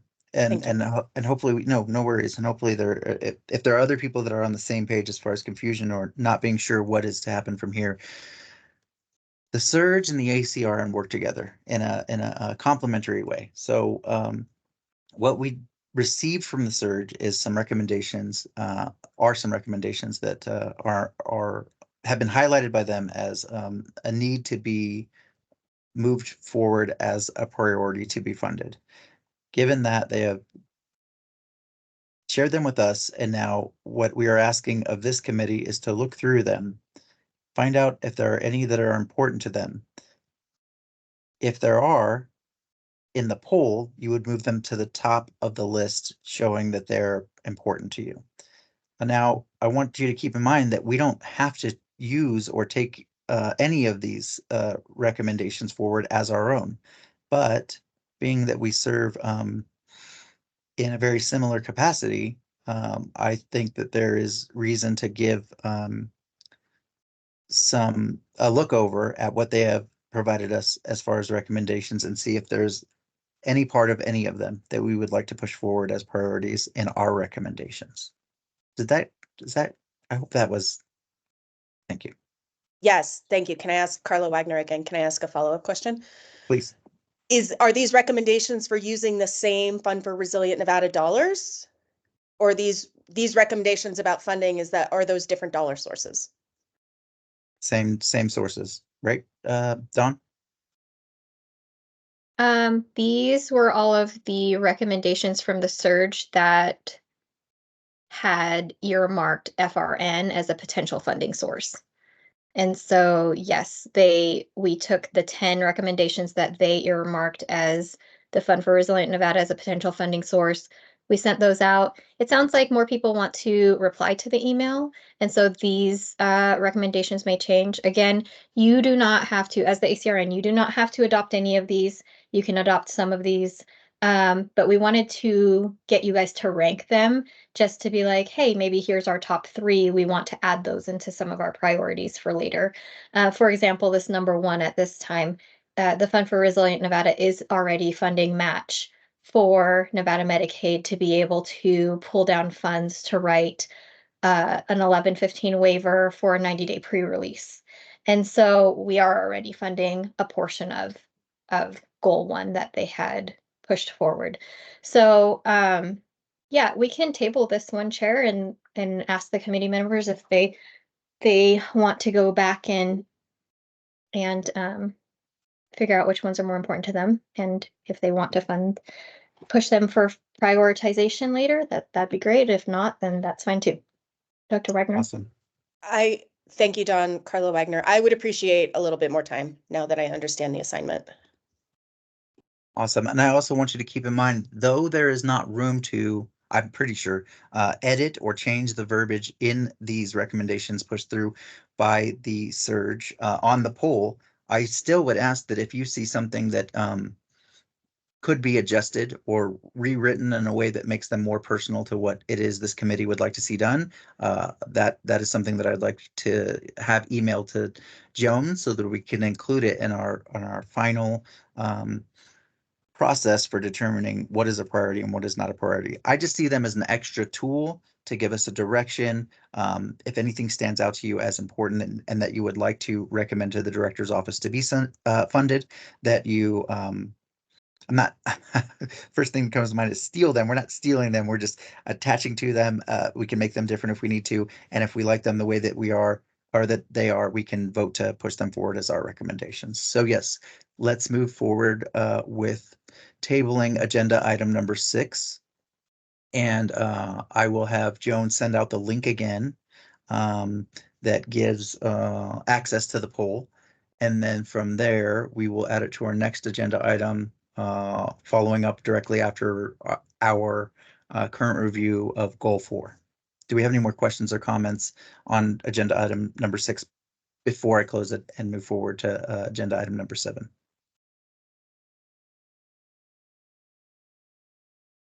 Awesome. It looks like we're all on the same page. Those of you that have done it, Joan, just to confirm, and Dawn, is there a way that those of us who have completed the poll, can we like edit our responses in the poll, or is it just done? Or will it create another polling like we did it twice or something? I think it would create another polling like you did it twice. All right. And we didn't ask for names, so we don't know who actually completed it. Right. Well, then I guess I would like to say that, I mean, what do you guys think? Do you think that leaving those of you who completed the poll, would you like to leave your responses as they are, or would you like them to be completely reset and go over them again? I am comfortable with either. I just am trying to plan ahead so that we don't get into a mess of having 34 responses when there's not 34 of us, because the 8 of us do it again. If they're reset, will we be able to still see our old answers, or they'll be reset completely? We won't see what we answered before, like in the order. This is Dawn. I would have to delete everything, all of the answers, so you would not see any of the previous answers. I'll keep mine the same. I guess then what we'll do is anybody who has completed the poll, I would ask that you email Joan, and then in that section you would say, please delete my, you can't please delete my response because she doesn't know whose are whose. Okay, so then anyone who has completed the poll, please do not participate in the poll again. Let's count those as you have participated, and we appreciate it. If it comes out that when we talk them over in deciding which ones we'll push forward, we will just, you can bring up any concerns or qualms then. I think that's clear. I think that's as clear as we're going to get it on that. And apologize for the confusion and the mess, but also I appreciate the participation, and I would love to hear back from the remaining members who did not have the time or opportunity to work on that poll. Okay, officially closing agenda item number 6, and we will move to agenda item number 7, which is public comment number 2. Public comment will be taken during this agenda item regarding any item appearing on the agenda. To provide public comment, telephonically dial 775-321-6111. When prompted to provide the meeting ID, enter 481-559-024#. In consideration of others who may also wish to share or provide public comment, please avoid repetition and limit your comments to no more than 3 minutes. No action may be taken on a matter discussed under this item until the matter is included on an agenda as an item on which action may be taken. Do we have any? Oh, I have one. I have Natalie. Natalie, the floor is yours for public comment. Hi, yeah, thank you so much. Can you hear me now a little better? Didn't have my mic up. So my name is Natalie Blattis, and I actually work for the Office of Analytics on like the FRN team. So I'm not sure if this if public comment is where I should be giving this comment, but I just wanted to circle back about the prescription drug monitoring program, which was brought up earlier in the meeting. So I have a little clarity on whether or not we have out-of-state data for that. So we do have records of out-of-state patients receiving prescriptions from Nevada pharmacies, and we also have out-of-state pharmacies that give prescriptions to Nevada residents. So if that data is helpful, we can provide that, you know, for California, Utah, and all the surrounding states. Thank you so much, Natalie. No, I appreciate you speaking up somewhere to kind of fill us in on what you have got going, and also something for us to keep in mind as we are looking to make those decisions and priorities towards recommendations. So that information will be helpful. Either the state staff will reach out to you, or maybe we'll ask and see if you can come give us some more background on what it is that you have going on. So thank you. Sounds good. Anyone else interested or available in making a public comment as part of agenda item number 7?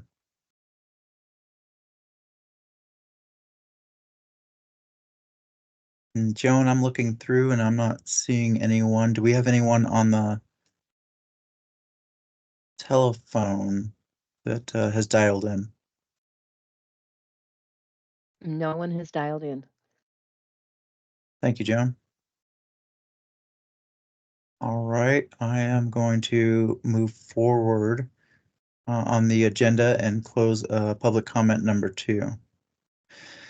At this time, we have made it to adjournment, agenda item number 8. Thank you for taking the time. I know that it was a long one, and I appreciate the back and forth in regards to what it is we will be doing in the next couple of months. I do want to remind the committee for the umpteenth time that we will be submitting a report June 30th to the director's office. So the next 3 meetings will be super important for attendance and participation. We'll also have the state team send out emails with any background information as far as what we will be going over, to kind of give you each a head start to identify what is important to you, and also to kind of support the discussions around creating our recommendations for the director's office.